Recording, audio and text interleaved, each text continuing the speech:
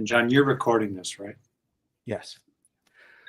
Hey, welcome everyone. I'm John Miles. I'm host of the Passion Struck podcast, and I am so grateful you're joining us for this important conversation. Our world is divided in ways we can see, and in many ways we can feel. Us versus them, my side versus yours. But beneath those divisions, the science is clear. Human beings are wired for connection, for fairness, and for shared flourishing. So the question before us today in this conversation is, how do we move from a world of us and them to a future of all of us? To help us explore this shift, I'm honored to welcome two friends and two of the most impactful minds working at the intersection of psychology, neuroscience, and moral philosophy. First is my friend Rick Hanson, who's a psychologist, a senior fellow at UC Berkeley's Greater Good Science Center, a New York Times bestselling author, and he is also the president of the Global Compassion Coalition, something I hope all of you check out, and co-host of the Being Well podcast with his son, Forrest. And second, we have my friend, Dr. Joshua Greene, who's a Harvard cognitive scientist, author of the amazing book, Moral Tribes, and co-founder of Pods Fight Poverty, which is a groundbreaking effort uniting the podcasting community, which I feel like I'm a small part of, to expand the moral circle in tangible, measurable ways. Other podcasters who are friends of mine who are part of this are Adam Grant, Laurie Santos, Katie Milkman, and many others, Dan Harris, Dan Heath, and others. Today's event supports a joint initiative between Pods Fight, a joint event we're calling Pods Fight Poverty, which is a joint initiative with Laurie Santos, the Happiness Lab, Giving Multiplier, and Give Directly, with one bold goal: to lift 3 Rwandan villages out of extreme poverty through direct cash assistance that restores dignity and autonomy. And why we're doing this is because while matching funds last, every $100 donated becomes $150, amplifying your impact instantly. So over the next hour, we're going to dig into why humans fall into us versus them, what science says about expanding empathy and cooperation, how compassion translates into real-world action and opportunity. This is a conversation about human potential, not just to care, but to include. Thank you again for being here. So with all of that, Josh, I'm going to start out with you. Why are human moral systems built so deeply around us versus them? And how did that help us survive? And how is it hurting us now? Yeah, well, so I mean, the story of humanity really reflects the story of life on Earth more broadly. That is, everything we see around us, all living systems are built on a combination of cooperation and competition, right? So, cooperation at multiple levels, starting with primordial soup, you have molecules come together to form cells, and cells come together to form more complicated cells and colonies, and, individuals with organs that are work together in complementary ways, and then we have individuals forming small scale societies, villages, chiefdoms, nations, and sometimes even United Nations, and all of that works because the parts are able to accomplish more together than they can separately, and so they form a whole. But what drives that process is competition. That is, groups that are able to survive better and outcompete the competition are more likely to pass on their genes and pass on their ideas at a cultural level.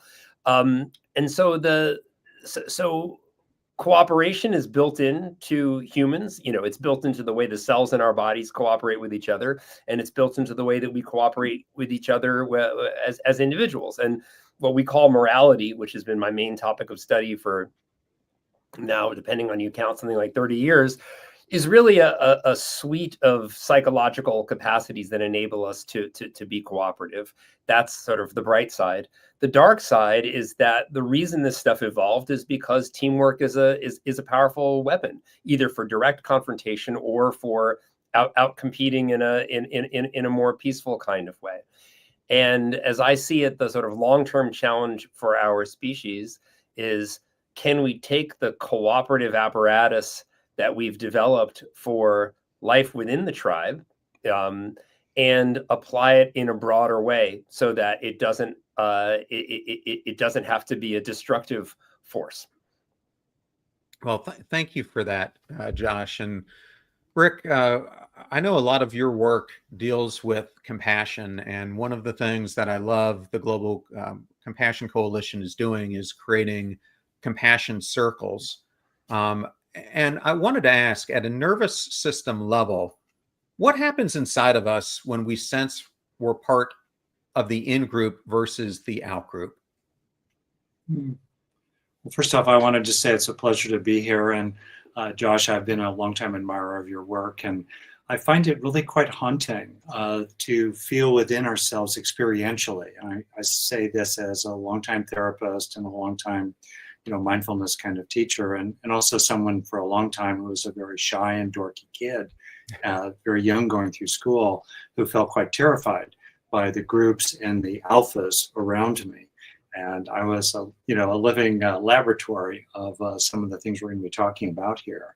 The longing to be part of an us, and the fear and dehumanization, and eventually often on a slippery slope, aggression, callousness, and cruelty toward them. So as context here, with your specific question, John, and then I'll back up into maybe a bit more of the ways in which it's quite remarkable to appreciate, drawing on a metaphor from the great affective neuroscientist Jaak Panksepp, bless his memory, that we are each a living museum.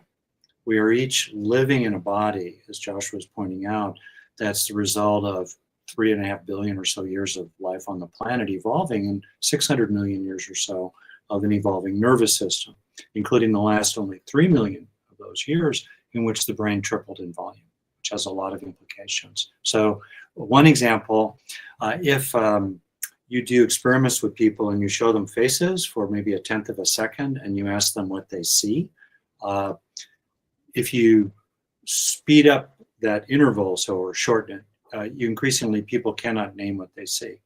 On the other hand, if you contrast a angry face, a threatening face, with a loving, sweet, inviting face, flashed on a screen for 1/20th of a second or 1/10 of a second below any kind of conscious recognition, people will report, I didn't see anything.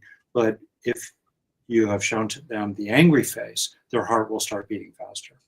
There will be a physiological response that is biased toward the recognition of threat, which is a part of a larger negativity bias in our brain that has enabled our ancestors to survive and pass on genes that passed on genes, which bias us toward recognizing threat and reacting to it and over-learning from it, for example, on the one hand.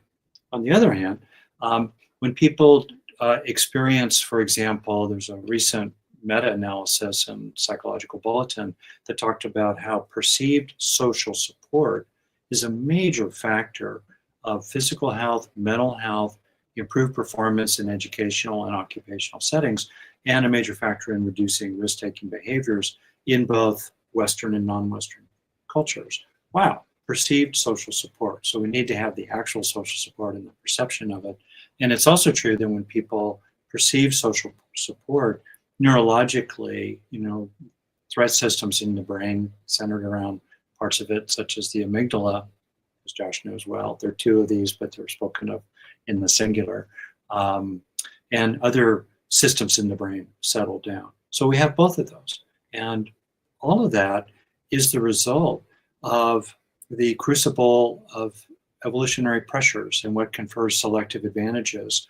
Mother Nature doesn't care if we're happy. She cares that we pass on genes that pass on genes. And so it's amazing to realize, at least for me, I'm still blown away by this, that every primate species except humans, and there are hundreds of primate species, is organized around alpha dominance within their groups. And between their groups, they're very aggressive and violent. But within the group, they organize around alpha dominance, summarized as holding and controlling. Holding food, controlling reproduction. Humans, so that our brain could gradually triple in its volume, which requires an extended childhood, which requires extended care by mothers, motivated by compassion for their infants, toddlers, and preschoolers who cannot live independently. right? Which then requires growing pair bonding based on compassion for the mommy-baby unit, which then requires tighter bonds in the village it takes to raise a child. That process, which enabled and helped to drive the tripling in volume in our human brain over the last 3 million or so years, was driven and enabled a lot by the power of love, by the value of compassion and related prosocial qualities in one-to-one relationships and then in the group altogether. And humans uniquely then evolved a strategy called caring and sharing, compassion and justice, inside their bands. So that's our deep nature, and we feel those two energies and drives today in the classic parable of the two wolves in the heart, one of love and one of hate, and everything depends on which one we feed every day. It's haunting to appreciate how vulnerable we are to appeals for grievance. We see that in our politics today, as Josh knows better than me, for sure, appeals to grievance. And we see how vulnerable and easy it is to establish in-group identity by hating an out-group of one kind or another, demonizing them. We're very vulnerable there. On the other hand, I think ultimately love is more powerful than hate. And we need to find ways today to scale up to 8 billion what worked inside our bands of 50 or so people who spent most of their lives together. And that's what the Global Compassion Coalition is about. And I think that'll be the defining challenge of the 21st century. Can we scale to 8 billion what has worked so well for 97% of the time our species walked the earth? Thanks for letting me blather on there. No, Rick, I thought that was a great foundation and complimented a lot of what Josh was saying. And Josh, I want to talk about expanding the circle, going from personal to cultural, etc. What do you find are the most effective tools for widening our circle of caring beyond people who look or think like us? Yeah. So before I do that, I neglected to exercise my emotionally driven gratitude. Thank you again for having me here, and it's a special honor since I'm a big fan of both of you. I think there are a few different things. The general theme is that you have to meet people where they are, right? That if you're talking about being open to some new cause or open to some new person or type of person, if people feel that they're being forced into something that they don't like, they won't go along with it. I'll give you an example. There was this great study that was done by Benedict Herman and colleagues. It came out in Science in 2008.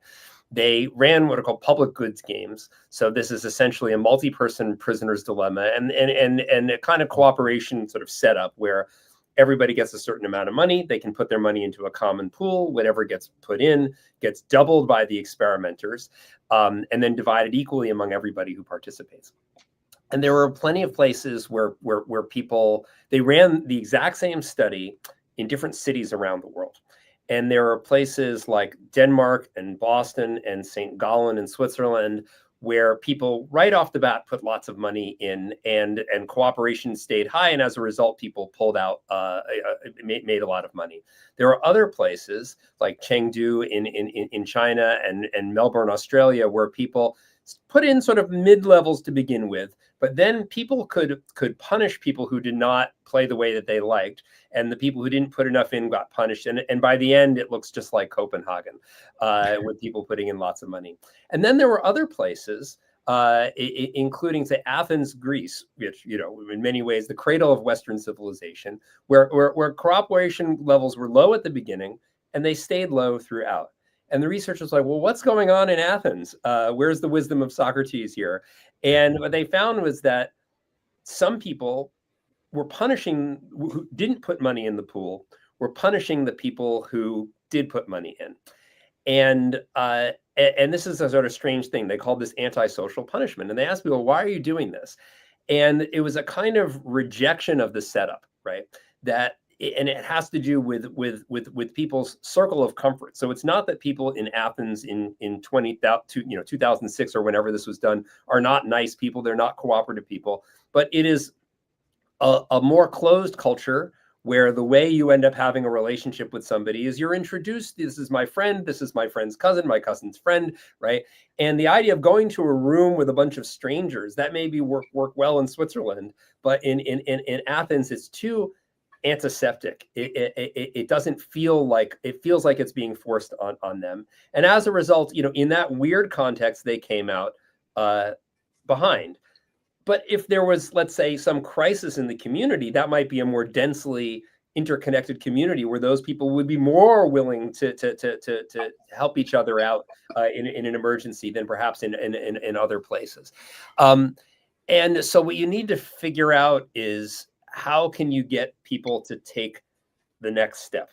And this has been the theme of the two main sort of public-facing projects that I've been working on, which I won't go into great detail now, but just sort of mention them and plant some seeds. So one is Giving Multiplier, which is part of the POD's Fight Poverty project, which is essentially encouraging people to support charities that they have a personal connection to, but also charities that are highly impactful.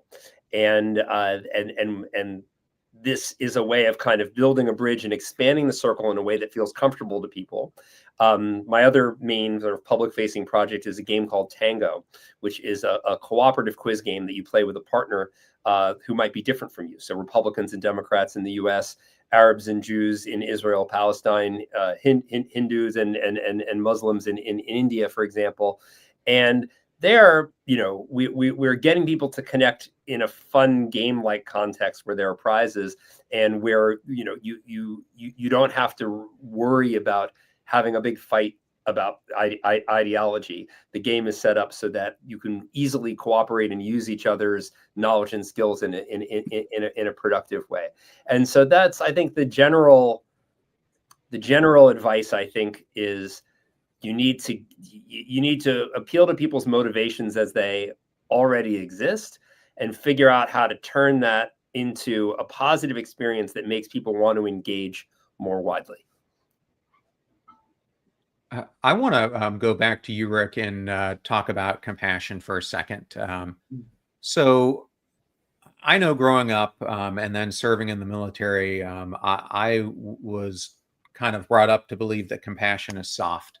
But science, I think, is showing that it actually results in strength and resilience. So I was hoping you could go into that. And then what do we do with compassion for my group, and how it feels in conflict with compassion for all of us? And how do we bridge that gap? I love the question because it's really practical. And at the end of the day, I love science. I consume a ton. I produce almost none, but I'm really interested in how do we apply it. So tip of the hat again to people like Josh. So let's see, what is compassion? Compassion is a combination of three things: empathy for suffering, benevolence. So there's a caring response to the suffering. Empathy alone is morally neutral. And third, there's motivation to help if you can. In evolutionary terms, that motivational aspect was very primary in the mother-baby unit. In ancestors with brains, half our size. Today, that motivational aspect is still very relevant, but there very often are situations in which there is recognition of suffering. There's an empathic recognition that's not merely conceptual, combined with caring while being unable to do anything at all. Maybe about a loss that someone has suffered, and also, of course, compassion can be applied to oneself. So that's the nature of compassion in general. As to whether it's soft, well, it is soft. It softens your heart a little bit. And interestingly, first of all, compassion contains the bitter and the sweet. And the aspect that's sweet, the caringness, is protective and strengthening. There is such a thing as empathy fatigue, particularly under conditions in which boundaries are quite porous between self and other. There is really not a thing, compassion fatigue per se, because the sweetness, even neurologically, is actually buffering and protective. So the caringness is protective already. It is strengthening. And compassion also has been shown by much research to, as you said, John, to increase resilience, because the warm-heartedness in compassion and the sense of connecting with others that often follows are supportive factors of individual resilience. Compassion also supports relationships, and that then confers benefits, typically, not perfectly, but often they reverberate back to individuals. And there's a place for self-compassion, which, for example, increases ambition, because self-compassion is a great buffer against harsh internalized criticism. So people then become more willing to take risks, good risks in their career, swing for the fences, because they know that if they strike out, and let's remember that Hall of Fame hitters strike out 2 out of 3 times, they won't be so devastated by it. So compassion is really good in that way. And there's even some really interesting research that is suggestive of the fact that the ways in which compassion is eudaimonically fulfilling, in the ways it brings a sense of meaning and purpose to one's life, distinct from hedonic rewards that are fine, but ordinary pleasures. Well, eudaimonic, there we go, rewards tend to be protective of the telomeres, these little caps at the end of chromosomes that whose degradation over time and decay is associated with diseases of aging. So who knows? Having a warm and caring heart could actually have benefits in terms of the lifespan. So that's part one. Part two, how do we cultivate it? That's really the question. So we have states and traits. We have momentary states of compassion, and then how do we develop trait compassion? And also trait factors of compassion, such as empathy, self-regulation, so we can tolerate that empathic sense of suffering, and other things within us. Well, I come from a contemplative tradition, Buddhist tradition, particularly early Buddhism, that's quite deliberate about the cultivation of kindness, which does not presuppose suffering, but can be a response to suffering, as well as the cultivation of compassion, which is a response to suffering.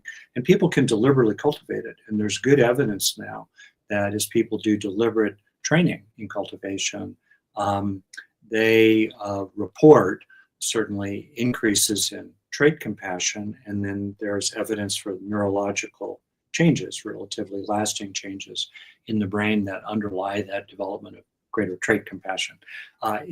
So part of it is a matter of intent. And then when I think about other groups, the us versus them, us and them dichotomy, how do we mobilize states of compassion grounded in traits of compassion in real time? Well, one thing is, it's really important to do what we can in larger objective systems outside of people to reduce the demands on them and the wear and the tear. Because when people feel desperate inside, they're running for their lives, they're impoverished, they're being attacked, they're in a war zone, their family feels like a war zone, it's harder to mobilize pro-social qualities. It's kind of like Maslow's hierarchy. People are now dealing with issues that are raw survival. So if you want to help people become more compassionate, establish the social democracy systems like in Copenhagen and in Denmark, that put more of a flooring under most people. Part one. Inside the person, I was thinking about 4 factors that are quite real and people can pay attention to them. So research shows that it's for a typical person, and there are exceptions for people who have developed a lot of trait compassion. Typically, it's easier to mobilize compassion for someone who is similar to you, that you like, that you do not feel wronged by, while fourth, you are not desperate yourself. And fourth, their suffering is not their fault. Okay, while fifth, not feeling desperate yourself. So you can help yourself. If you're trying to expand your circle of moral concern, it's a term that Jobs is very familiar with. James Kirby and others in Australia, for example, have done work on this. How do you expand your circle of moral concern to include more people? Recognize similarities. Meditations like this, like me, you will suffer and one day die. Like me, you love your children. Like me, you enjoy chocolate. Like me, you're a sports fan. Similarities, right? 2, can you find some sense of liking them or anything along the lines of wishing them well? Even if you don't like them, can you wish them well? 3rd, can you recognize that whatever they've done to you is part of a much larger whole? in which, yeah, they have their part. You're opposed to them politically and otherwise, but there's more to it than that. And fourth, can you see the ways in which their actions towards you are the result of another wider, complicated collection of actions that, don't relieve them of moral responsibility, but contextualize it in a much bigger way. Now, these are cognitive efforts, but they're quite helpful. And then just to finish, we have a lot of influence over how we feel, period, and how we feel toward others. We have a lot of influence over how loving we can choose to be. I had an experience personally, I'll spare you the details, in my 20s where someone I loved had betrayed me. And I had to decide what to do about it. And I just made a choice to love at will for a while and then see what she did over time. I was willing to give it some months. It wasn't going to be years, but during those months, I was going to love at will. And I realized that the heart emotionally is like a muscle. You can exercise it, strengthen it. And there's a certain, within a range of what's available to you. Are you going to the high end or defaulting to the low end of your range of what's authentically available to you, and mobilizing an affective response to others, in addition to the more cognitive four things I've said so far? So Josh, I want to touch on compassion fatigue for a second, because I think it's very real right now, especially when so many people are exhausted by conflict, uncertainty, AI, everything that's going on. How do we stay compassionate when all of that is going on with us? And what role does curiosity play in helping us dissolve fear and building trust? I think Rick is in a better position to answer that question than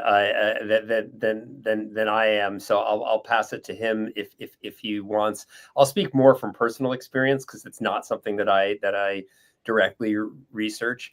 I think that that curiosity can be an entryway to that broader understanding, right? That if you want to understand the people who really piss you off, but you have a drive to understand that can lead to an understanding, well, why are these people so angry and why are they lashing out at me, right? Or people like me. And there's I think a French saying to know all is to forgive all, right? And curiosity sort of hopefully doesn't make you a know-it-all, it makes you want to know more. And that's not just about the physical world, but about the social world and what makes people tick, including the people who make your life challenging. I'll leave it at that. Rick, do you want to add anything? Well, can I ask you a question? So, feel free to evade my question. Anyway, so when you look out at American politics these days, and we can see similar tendencies in other areas there, you, I think, are probably toward the liberal end of the spectrum. It doesn't matter, you could be at the other end of the spectrum in your views.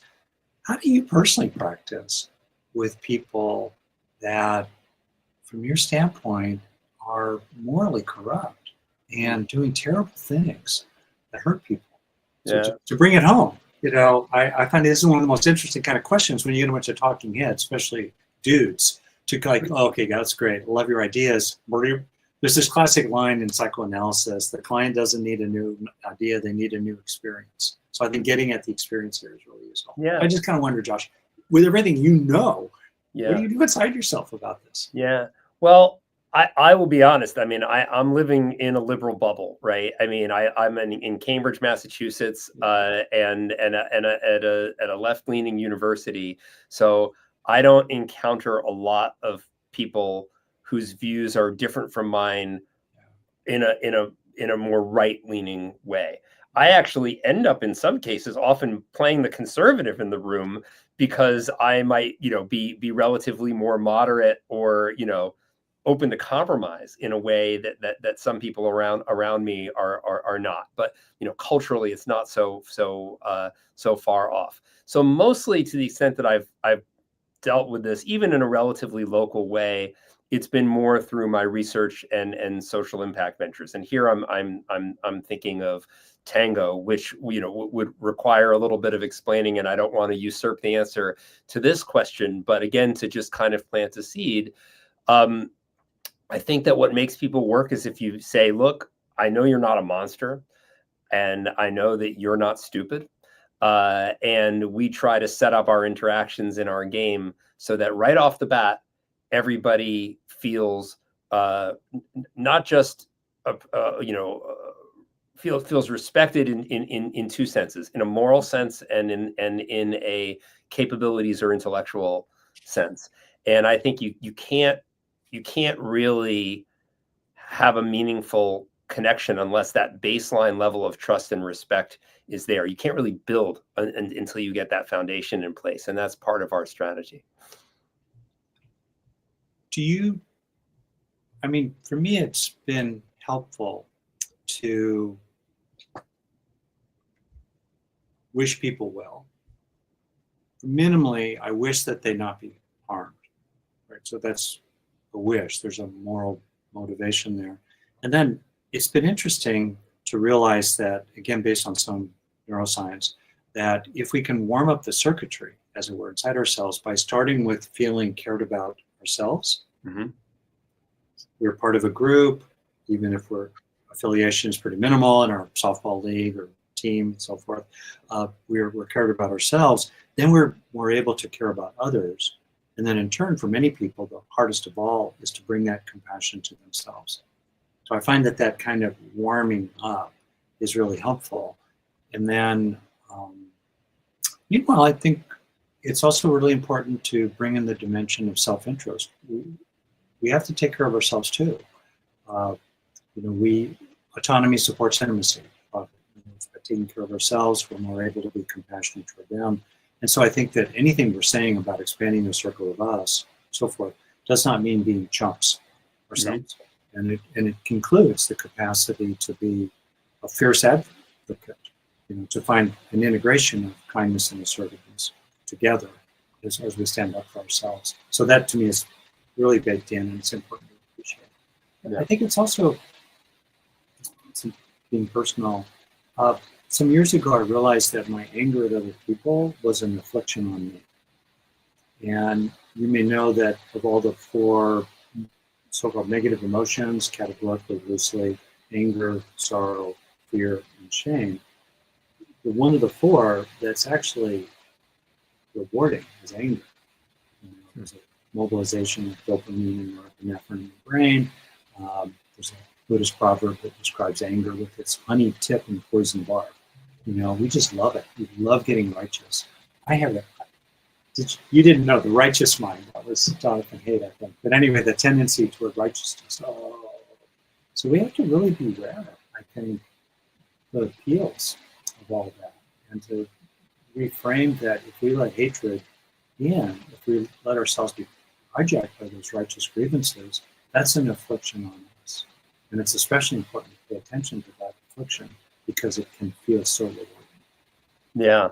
I remember many years ago hearing about the Dalai Lama being asked if he was angry at the Chinese, and his response was, well, this is in reference to Tibet. He said, well, they've already stolen my country. Why would I let them steal my mind? It's, you're only hurting yourself if you allow that anger to dominate you instead of taking what information value it has and then channeling it in a productive way. I just finished rereading Man's Search for Meaning by Viktor Frankl, and it's a book that I tend to take out every so many years as a reminder. And the discussion here reminded me of something I read in the afterword of the book. And a person asked Frankl, why do you write your books in German, the language of Hitler? And he said back to him, do you have any knives in your kitchen? Why do you use a knife when you eat when it has caused so much harm to so many people? And I think it's a valuable point.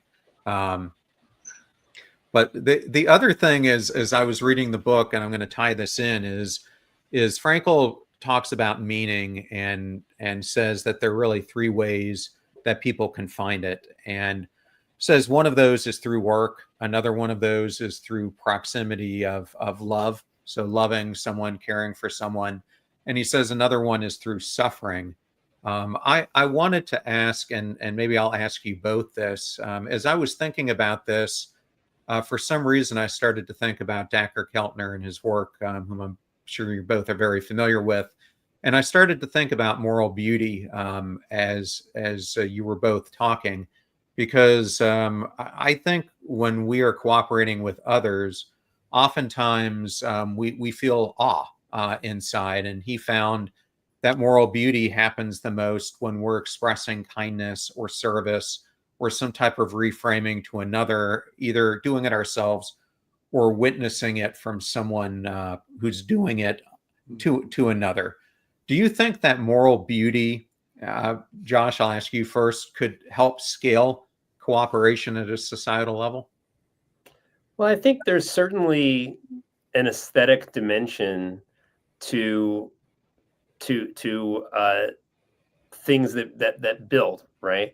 That when you meet someone and at first you're skeptical and you think, oh, this is not going to go well, this is not my kind of person, gritting your teeth and preparing for the worst, and then you find a surprising connection there, right? Whether it's about some shared interest or just your shared humanity, it's even sweeter than when it's something that you're expecting, and there's something that are beautiful about it that makes you not only think, I like this person, but it makes the world feel a little bit bigger and more likely to surprise you in a positive way tomorrow. So I think that all of those kinds of social growth experiences have a kind of beauty to them, that it's built into the nature of the process. This makes me think about exemplars and our strong tendency, because I'm a developmental psychologist, for what's called social learning, where we observe people. And I have a friend, Dr. Daniel Ellenberg, past president of the division of the APA that focused on men and masculinities. Anyway, he makes the point that the problem, which goes back to what we said earlier, John, we don't have enough models, mainstream models of compassion and action.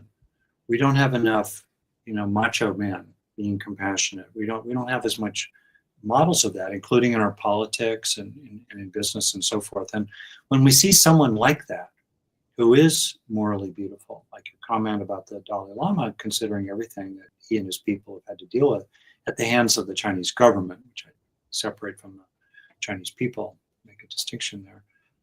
We're very, very moved by that. And I feel like we need more and more of that. We need more and more examples of that. One example that just comes to my mind, which you can find on the internet, is Frank Rogers. Mr. Rogers, famously a TV person working with kids, was testifying before Congress, which was about to cut off funding, I think, for PBS or that sort of thing.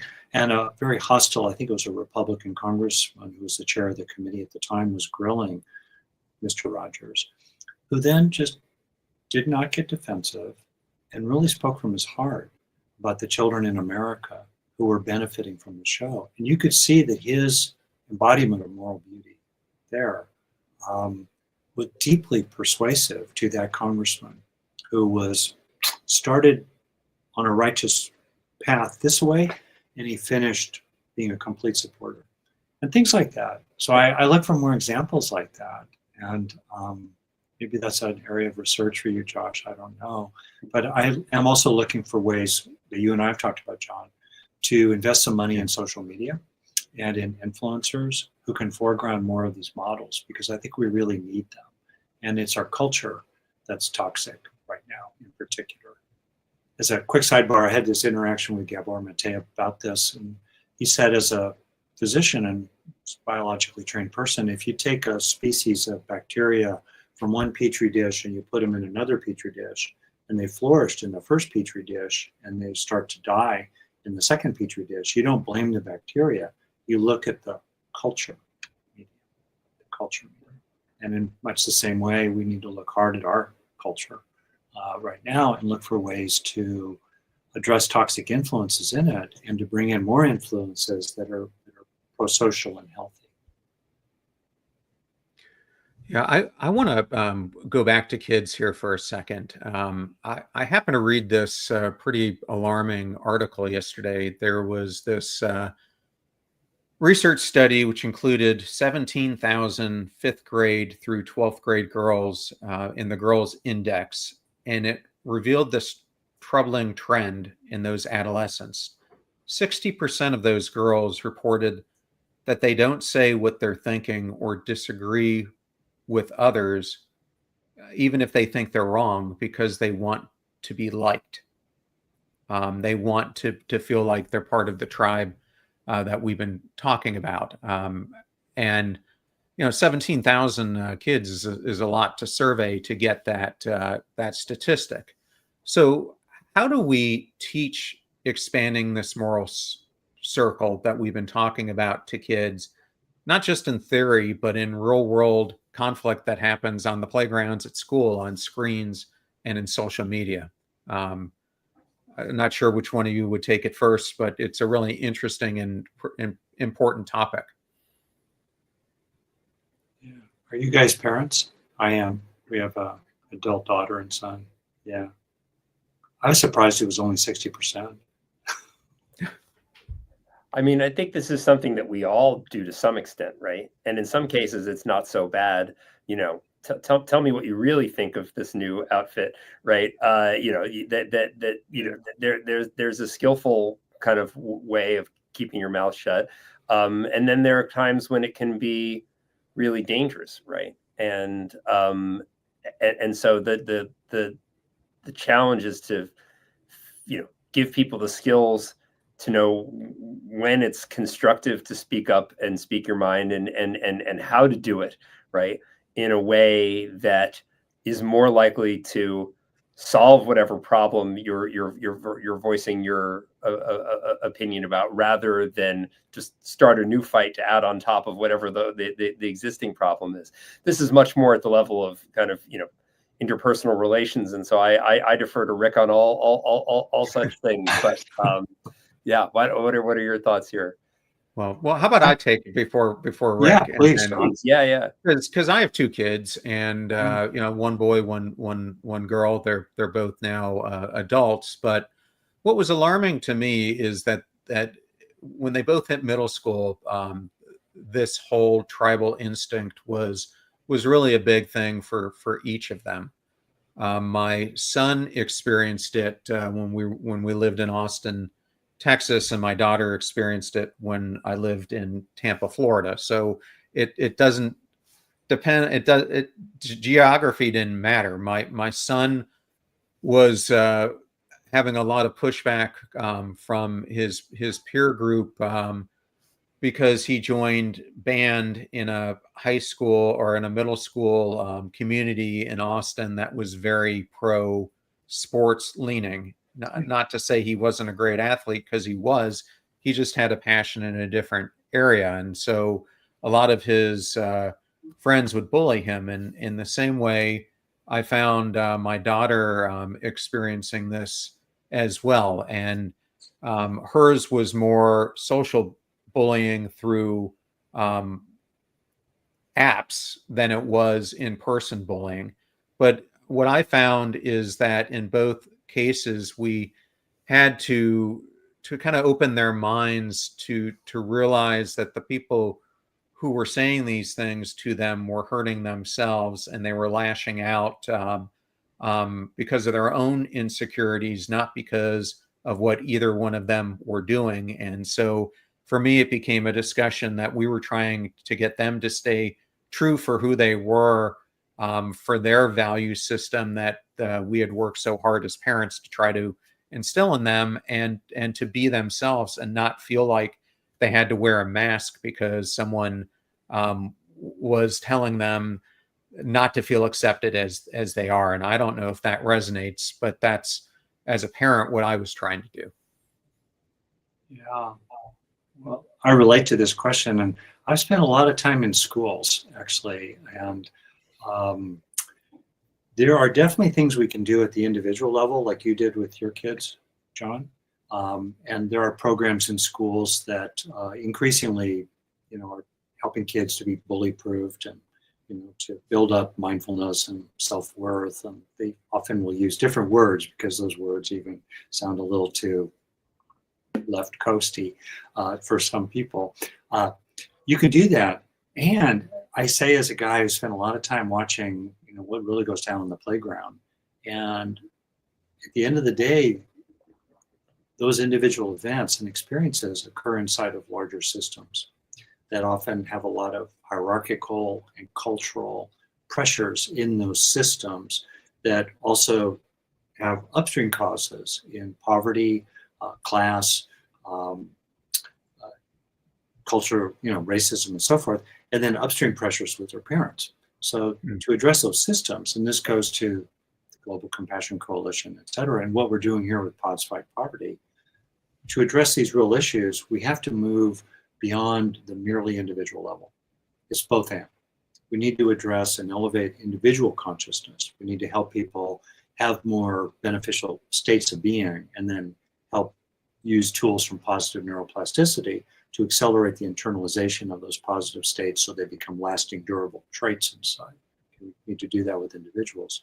But additionally, we need to change the systems and the upstream sources and factors that these kids and adults and so on are living with. And the only way to change systems is, as our ancestors did inside their bands, through collective action, through coming together to change the culture of a school, to change policies in a school board, to reduce ridiculous, teach to the test pressures in a school district, to change those systems in various kinds of ways. And what's really interesting is the question then becomes, how do you mobilize collective action that's effective? And around us, we see so many examples of wonderful people and wonderful NGOs that are doing great work that never collaborate and combine their resources at a scale that's big enough to make a difference. So the kind of founding notion behind the Global Compassion Coalition, which other people I think are increasingly seeing as well, so we don't own this idea, is to explore the power of compassion to bring people together to change the world. Right? So you can come together around a common enemy, and that's very motivating, but it's fraught with some peril. On the other hand, you can help people come together around recognition of suffering and the motivation to do something about it in terms of its systemic causes, and then you can actually change the world. And that's what I'd like to see more and more of these days. So let's now talk about how we're trying to expand this circle through Pods Fight Poverty. So I'm going to turn this over to you, Josh, but Laurie Santos, a friend of mine, has been on this podcast, has a great podcast herself, Giving Multiplier and Give Directly, have come together to try to raise $1 million for 700 plus families across 3 villages in Rwanda. Why Rwanda? Why these villages? And why is this important? Right. So it begins with the recognition that we have an enormous power to do good, and this is ordinary people with the kind of disposable income that many listeners of this podcast have. I don't mean to assume that everybody's in that situation, and that's one, and in particular that some charities are far more effective than others at producing a positive impact, and that the size of the impact, the bang for your buck that you get out of a certain way of spending money to improve people's lives doesn't necessarily track with our feelings about what is most meaningful to us. So my connection with Give Directly began with the work that led to Giving Multiplier, and as I alluded to earlier, the challenge we have there is that there's this kind of dilemma between giving with the heart and giving with your head. And the heart we're all familiar with, right? That, you love animals and you want to support the local animal shelter, or your aunt died of breast cancer and you really want to support breast cancer research to help people so that others don't have to suffer what she suffered from. And those are some of the most powerful and sort of beautiful and noblest motives that we have.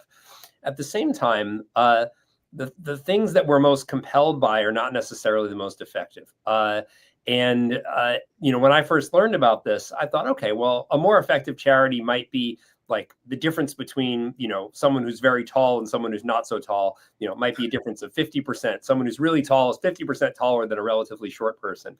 But in fact, when it comes to charitable giving and impact, it's like redwood trees and shrubs.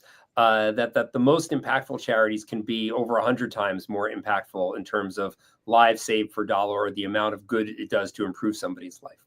And there are a lot of examples of this. A classic example now is in the case of blindness. For example, in the United States, training a seeing eye dog to help someone in the US might cost $50,000. In some parts of the world, people lose their vision to a disease called trachoma, which can be treated and eliminated with a surgery that in context costs less than $100. Now, we don't want to say, I at least don't want to say, that we should abandon blind people in countries like the US and say, okay, everything goes only to people overseas. But I think we shouldn't ignore that opportunity as well. The connection with Give Directly is one of these highly impactful charities. And it's an interesting story about how the impact of this strategy was discovered. So Give Directly just gives people cash directly, and in some of the poorest places in the world. And this has really been made possible by the revolution in digital banking, reaching far-flung and poor villages where there's satellite networks up in the sky, and one person in the village could have a flip phone, and that can enable financial freedom for the entire village. Okay, so how did Give Directly get started? There were economists who wanted to do experiments on different ways of improving the lives of poor people, and they, like good scientists, said, well, we need a control condition. What's the standard of care? What's the baseline? And they asked around, and there wasn't really an accepted kind of standard of care. So they said, all right, well, maybe our baseline for comparison should just be, what happens if we take the money that you could spend on this program doing some specific thing and just gave it to them directly? And what they found was that giving people cash directly actually did better, in many cases, a lot better than the innovative programs that they were looking to test. So they created this organization called Give Directly that follows this simple strategy. And the first thing people worry about when they hear about this is, okay, well, are people going to spend the money, on things that are destructive? Are they going to spend it on alcohol or things like that? And what they found when they first studied this is no. What people tend to do is first satisfy their basic needs. If they don't have food, if their children are in danger of dying from some disease, they get treatment. If there's a hole in the roof, they fix the roof, right? And then with whatever money is left, they invest in themselves and they invest in their communities, right? And this is where Give Directly really is sort of different from other interventions, because not only can it account for people's or support people's most immediate needs, but someone who wants to start a business, but let's say they need some way to sell their goods in the surrounding villages, they can buy a motorcycle that can allow them to travel around and allow them to sell their goods and allow them to make a living. So it's not just giving a fish, and it's not teaching a fish, because they already know how to fish. It's giving people the money to buy the fishing rod that they know that they need, and they know exactly the right one for them. So it gives a lot more sort of freedom and agency than typical charitable initiatives. And recent research has shown that for every dollar that's given directly to somebody, there's a 2.5x multiplier in terms of the local economy. So it really is sort of pulling people up in a broader kind of way, and holding out the promise that there can be the kind of sustained growth that really makes it a long-term difference when it comes to poverty. Okay, so we like Give Directly. Pods Fight Poverty. What are we doing? So this started Lori Santos is an old friend of mine, and I went on her podcast to talk about Giving Multiplier, where the idea is, instead of saying to people, forget the breast cancer charity, you should just give to something like Give Directly, we say, look, it's your values, do both. And if you're willing to do both, and if you're willing to expand and support a charity that you hadn't heard of before, like Give Directly, but that we know is very impactful, we'll add money on top. This was research originally done with my former postdoc, Lucius Caviola, who's now a professor at the University of Cambridge in the UK. We found that people really like splitting between a charity that they chose and that's close to their heart and one that's highly impactful, like Give Directly. And we found that people were willing to do it even more if you add money on top. And we found that people are willing to pay to put money for future donors into a fund. So a sort of pay it forward kind of system. So Lucius and I started Giving Multiplier based on this research to try to create this virtuous circle. And the great news is we've been doing this since 2020. We've raised over $5 million this way, and over 3 million of that has gone to super effective charities like Give Directly. So I went and talked to Lori about this, and Lori did an incredible job, and we raised a lot of money specifically through her podcast. And then she and her team and Matt Coleman on our team had the idea of, well, why don't we broaden this? And so now we're working specifically with Give Directly, and Lori invited a lot of her podcasting leading lights like you, John, and you, Rick, to be part of this. So what we're doing is Giving Multiplier is now, our matching funds we're doing a 50% match on all of the donations that are made through these podcasts. And the goal is we do this village by village, or Give Directly does. We are looking to lift people out of poverty. I see that we're getting at time. So John, I'll let you take it from here, and I'll just mention the link for this, which is givedirectly.org/passionstruck. Sorry for going on. John, go ahead. Well, I know we're getting right at time, but I feel, because we have a number of questions from the audience, I would just like to ask one. Yeah. And given that we're talking about an African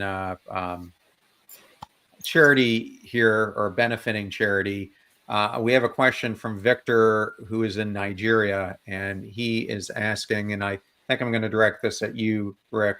How can ordinary people feel like their compassion matters in a world with such big problems? I know Josh certainly would have something to say as well, and you too, John. I'll just say briefly, in our immediate networks, the people who receive our compassion are touched by it. It matters to them. Think about what it does for you when someone takes the time, if only a few seconds, to let you land in their heart. So they have a sense of what it's like to be you, including what's hard for you, perhaps horribly hard for you. That when that happens from them, you benefit. Turn it around. When you give people that gift yourself, you are helping them immensely. Second, even if your compassion for suffering does not change anything out there for those other people, it changes you as it moves through you. It opens your heart, it illuminates your mind, and over time, it purifies you. And so that increasingly you rest in this stream of lovingness as your own identity. Those are profound benefits. And then there's increasing research that shows the ways in which, speaking of multipliers, that compassionate acts and other related pro-social acts ripple through social networks. Touching one person who touches another person who touches another person in turn. And I find it helpful to appreciate that there is so much in the world that we cannot change. It's beyond our control. What is in our control, going back to Viktor Frankl, who John quoted earlier, is how we relate to the conditions that we're dealing with out there in the world and inside our bodies and inside our own minds. How do we relate to them? What's our relationship to them? How do we practice with them? And to me, it speaks to the most fundamental of human freedoms, that no matter how bad it is outside, deep down inside ourselves, we always have a choice in how we respond to it. And do we respond to it with indifference or coldness, or do we respond with a warm heart? And that's the opportunity and compassion for all of us. Well, I wanted to thank you both so much for joining us in this discussion. Josh, thank you and Lori for having me part of this initiative. Happy to have Passion Struck help contribute to this great cause. Just if I could leave the listeners with one thing, Rick, if people want to hear more about the Global Compassion Coalition, where can they go? Just go to the website, globalcompassioncoalition.org. Thank you very much. It's free to join. The whole idea, like I said, is to explore how compassion can bring us together to change the world at scale. That's the really ambitious and kind of crazy, but still very cool idea behind it all. And I also think that people should really look into your work, John. You're like a hidden treasure. And or not so hidden, actually. So I totally support that too. And what you're doing too, Josh. It's an honor truly to be with you. And then lastly, Josh, if we can give the call to action again for where they can go to support this initiative. Oh, sure. So again, that's givedirectly.org/passionstruck, all one word. And we're adding 50% on top. And these funds allow people to take care of their immediate needs and also build a better life. And in a world where there's so much we can't control, this is something we have good evidence that we know we can really make a huge difference, even as individuals. So I hope people find that motivating and invigorating, and get a kind of charge out of doing that lights you up for a while and keeps you going. So thanks, and thank you, John, for having me on, and Rick, it's a great pleasure to connect with you as well. This has been great. Well, thank you for everyone who turned in today, and thank you again, Josh and Rick. Be well, everyone, and we will also be posting this on the podcast in the coming days if you want to listen to it there and get a recap as well. Thank you, everyone.